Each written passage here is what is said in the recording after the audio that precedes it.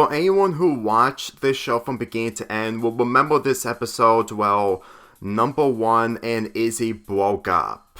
But the thing is, I never watched this episode during my childhood when it was airing on Cartoon Network. And if I did watch this episode 15 years ago, I would have had a reason to feel sympathetic towards Lizzy, but the thing is, Lizzy is a difficult character to talk about, especially of how she's portrayed in this show. If this show was airing in the modern times instead of in the 2000s, people will have a different perspective towards Lizzy, and I'm being really honest with you. The majority of the episode is that number one is doing some missions, but at the same time, he also needs to attend to Lizzy's sister's wedding, and considering that he missed so many events, it really shows that Lizzy has a reason to break up with number one, but we haven't even got to the second half of the episode.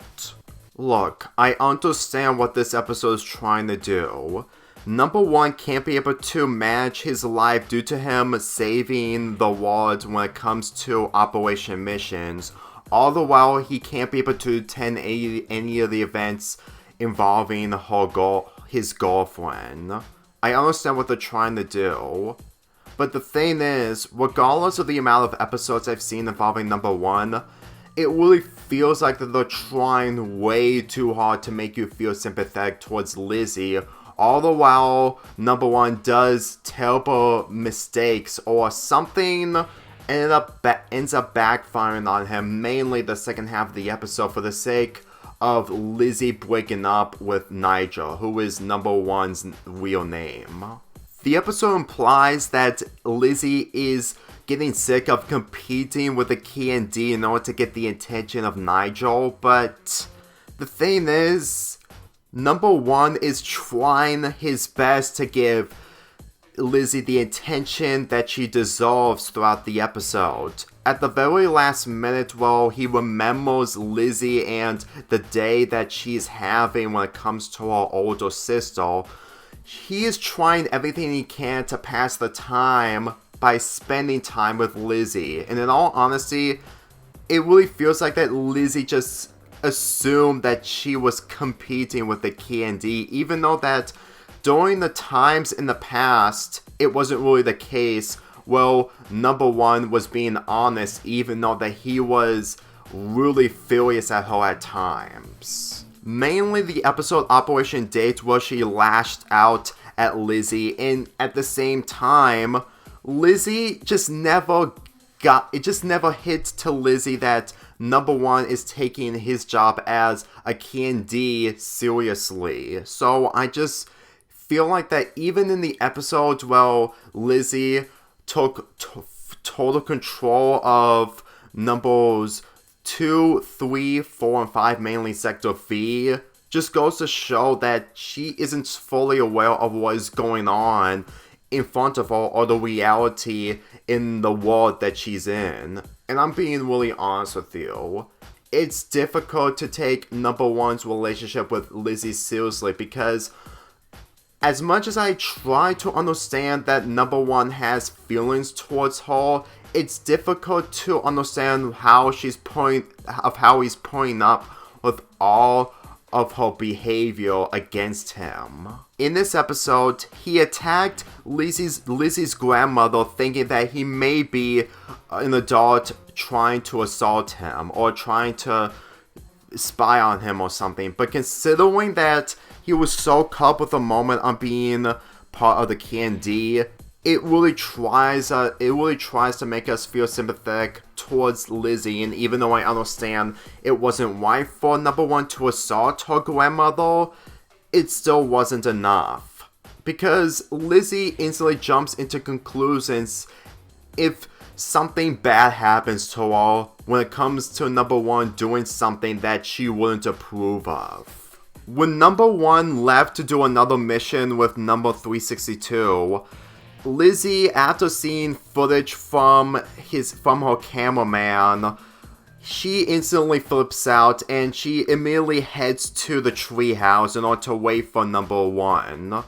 And to be real with you, as much as I try to understand that Lizzy had a point in order to thinking that number one is cheating on her, it doesn't change the fact that she still jumped to conclusions constantly. And the thing is, this cameraman that we seen in this screenshot, it was short-lived because Lizzy just immediately leaves, and the only thing I hear is Nigel screaming, mainly him attacking Lizzy's grandmother. As we enter to the second half, this is where the episode falls. There was a reason on to why this is part of the Cartoon Crisis 3 videos, all because of the execution of the writing.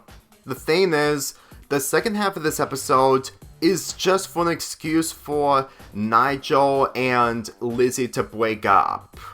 Granted, it may be good for Nigel and maybe for Lizzy, but the thing is, this just feels out of the blue, that it just feels like it would have happened in a different show.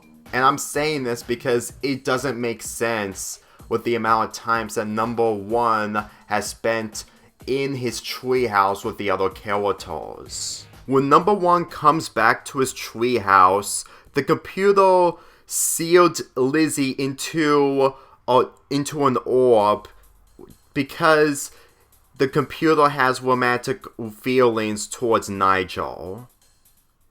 I'm not making this up. This is actually true.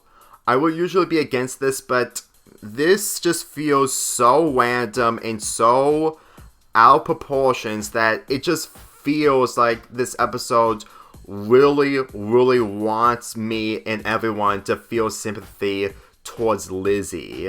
This would have been better off if number one is trying to save someone that is really important to him, and even though the mission itself is important, it will probably make the breaking up scene a lot more serious, knowing full well that Lizzy may have a point to break up with number one 100%. But the way I see it, the fact that this led to a triangle involving number one, Lizzy, and the computer in number one's treehouse, it didn't make me laugh. It just feels really, really random and not really a good way to make me sympathize with Lizzy. Whenever something is happening and Lizzy is a part of, it really feels like that she isn't taking anything seriously and acts like the most important things in her life is her family, which is understandable, and of course, her boyfriend. That's literally all I can think about Lizzy, not only from this episode, but for the majority of episodes that she appears in.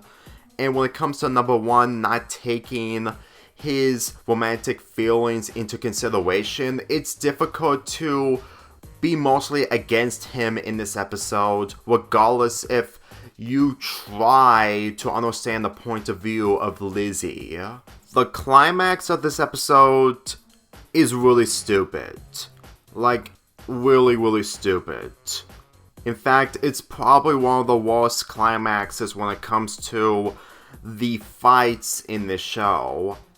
All I can say is that this is literally the over-exaggeration of all over-exaggerations. The fact that the computer in the treehouse is so obsessed with number one, it's willing to wreak havoc around town. It just makes me question, did number two double the research or checked any setbacks while he was working on the machinery in the treehouse? Because it just feels like it just feels like that this wouldn't even happen when it comes to the other tree houses that we've seen throughout this show. It just feels so out of nowhere that it's honestly really, really weird to think about, knowing full well that if this is the last time we see the treehouse, since that this is one of the final episodes of the show, then is this really the excuse for number one to be part of the galactic KND? Especially when Lizzy meant every word that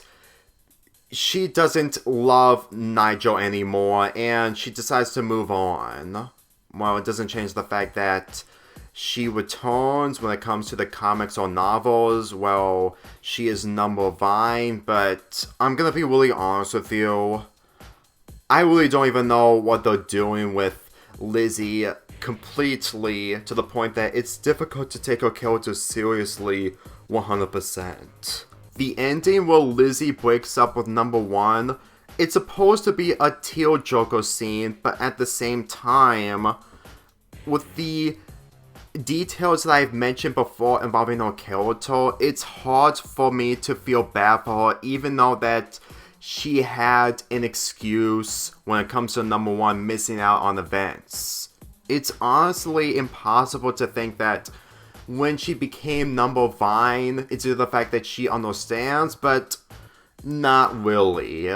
Mainly the fact that she is probably the same character since her debut, and the way I see it, I'm going to convince that when the fanbase ships number 1 with the other characters that isn't Lizzy, they may have a point. And since that this leads to number 1 being part of the Galactic KND, I'm going to assume that they just didn't know what to do with Lizzy, since that it's pretty obvious that the relationship that she has with number 1 is really toxic, so they ended up with this episode because they can't be able to think of a better way to end off the relationship on a safer note, or a much more healthier note. But let's be real, the way I see it, and after watching this episode for the first time, it just goes to show that number 1 and Lizzy aren't really meant for each other. If I'm gonna be perfectly honest, one of the reasons why I do not rank this episode as worse as the other episodes I'm gonna be talking about in the future is because I did like the beginning of the episode. Well, number 1 is facing off the Candy Pirates. It's pretty much my favorite scene throughout the entire episode. Most likely the fact that I actually enjoy the Candy Pirates. They're kind of entertaining, and even though they aren't the villains of this episode, mainly for the majority of it, but in all honesty, it's honestly a breath of fresh air to actually see these characters until the series comes to an end. But aside from that, I didn't like this episode. Even after 15 years of not watching it, upon seeing this episode, it still didn't make me impressed. In fact, it just really shows that if I did watch this episode, I would have a different opinion of it rather than the opinion that I have right now.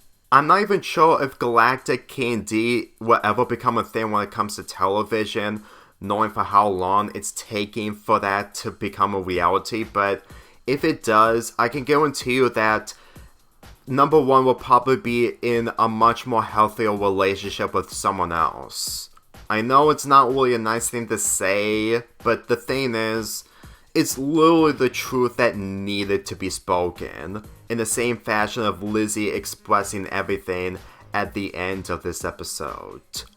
I'm giving this episode a 3.75 out of 10.